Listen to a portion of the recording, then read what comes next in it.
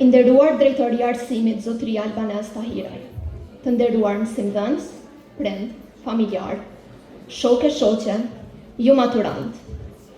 Për shumë kohë kam menduar si me fillu këtë fjalën. Kam shkru, kam fshi, kam provu me qenë serioze, emocionale, oratore e originale. Po në fund veç vendosa me qenë sinqert.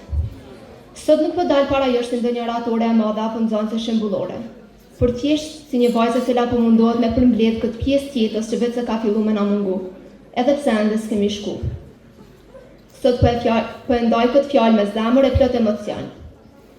Po e nis me një fjalë që secili prej nesh e ka thënë të paktën një herë. S'po mpritet. S'na prit ke mu kryo ora e fundit, s'po pritet me ardh vera, s'po pritet me përfundu testin, s'po pritet mu lshu, e me madhja pi krejtve s'po pritet me kry shkollën. Po ja që kësaj pritje jartë fundi. Vera u ofru, mësimi përfundoj, po në vend të lehtësimit që presin po na ka plën një ndjen tjetër, malli për njani tjetrin. Sepse tash e kemi kuptu që kjo pjesë e jetës që shpesht herë na është dukur e lodhshme, ishte me të vërtet një nga periudhat më të bukura. Edhe është ai momenti i realizimit që s'do i shoh më fytyrat tuaja kështu të bashkuara në një vend.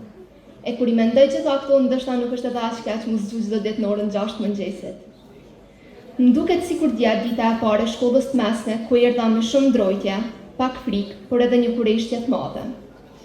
Ku ditën e parë fillova me vonesës dhe shas ku e kam klasën, me kujdestarën tonë, për cilën kemi dëgjuar që është shumë ama shumë strikte, e që në fund doli me qenë utrëfyesja më e mirë një nanë e dytë për neve.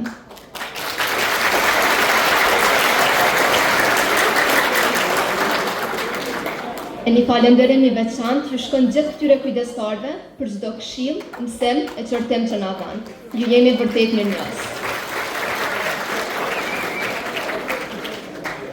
Sot po e përmbyllim një periudhë që nuk është vetëm mësim, është kujtim.